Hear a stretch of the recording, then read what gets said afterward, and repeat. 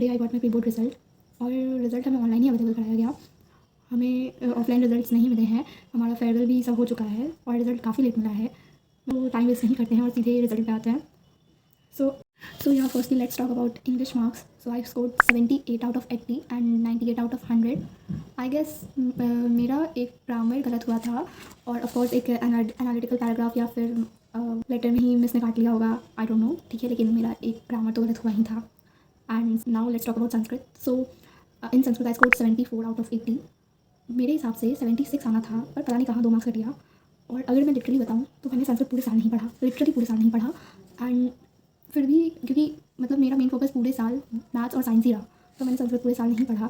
और तो हमारे पीरियड्स में भी गैप नहीं मिले थे। और संस्कृत में मैंने जो पहले से पढ़ा था, मतलब जो मैं हमारी क्लास में सर क्वेश्चन प्रैक्टिस कराते थे और जो सर शॉर्ट नोट्स कराए थे, वो संस्कृत का मैंने शॉर्ट नोट्स लिखा था, वही मैं एक दिन पहले ऐसे पलट के देख के चली गई। सारा रूल्स मैंने एक दिन पहले पलट लिया, हो गया, और सुबह के थोड़ा सा रिवाइज कर लिया।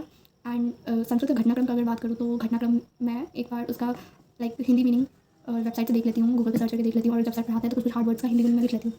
तो ये तो हो गई संस्कृत की बात। अब नाउ मैथ्स में उम्मीद से तो काफ़ी कम मार्क्स आया है, क्योंकि मतलब उम्मीद था कि मैथ्स में 77 तक आएगा मुझे, but still I scored 74 out of 80 and 94 out of 100। मेरे हिसाब से मैथ्स में कम है, क्योंकि मैथ्स और साइंस ही मैं पूरे साल थोड़े ढंग से पढ़ी थी। एंड आई डोंट नो मतलब कहाँ मार्क्स कटा। और लेट्स टॉक अबाउट साइंस।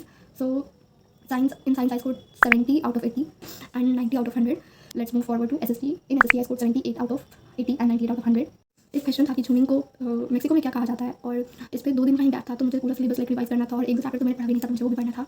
तो मतलब मैंने ये वाला चीज़ स्किप कर दिया कि ठीक है, नहीं पूछा जाना चाहिए, एंड मैं नहीं पढ़ी थी, और वो एक मार्क्स में पूछा गया था, एंड वो फिल इन द ब्लैंक्स के फॉर्म में था, वो MCQ के फॉर्म में नहीं था कि ऑप्शंस अवेलेबल थे। तो जो मन में आया मैंने वो लिख के आ गया, लाइक कुछ भी मैं लिख के आ गई थी।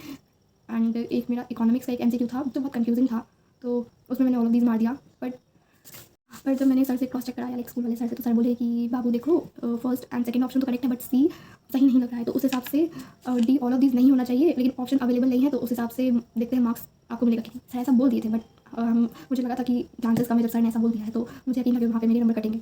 सो मुझे पता है कि मेरी SSC में कहाँ मिस्टेक्स हुई हैं, लेकिन हाँ, बोर्ड्स में तो SSC के लिए 7 डेज़ का जो इंटरवल है, 6 to 7 डेज़ का, उसमें मैं ये झूमिंग का नाम ये सब एक बार रिवाइज कर लूँगी। एक बार मैंने याद किया था प्री बोर्ड 1 में, बट उसमें प्री बोर्ड 2 में उतना टाइम नहीं मिला था रिवीजन करने का, तो मैं पूरा भूल थी, उसमें बहुत सारे कंफ्यूजन नहीं है। तो एक बार मैं उसको रिवाइज कर लूँगी बोर्ड्स के टाइम पे। मैं सारे रिजल्ट के मार्क्स एक बार ऊपर में शेयर कर देती हूँ, यहाँ आपको सारे रिजल्ट के मार्क्स दिख जाएंगे। सो मेरे ओवरऑल परसेंटेज 94.8 बने हैं। So that's it for today's video. Thank you, bye bye.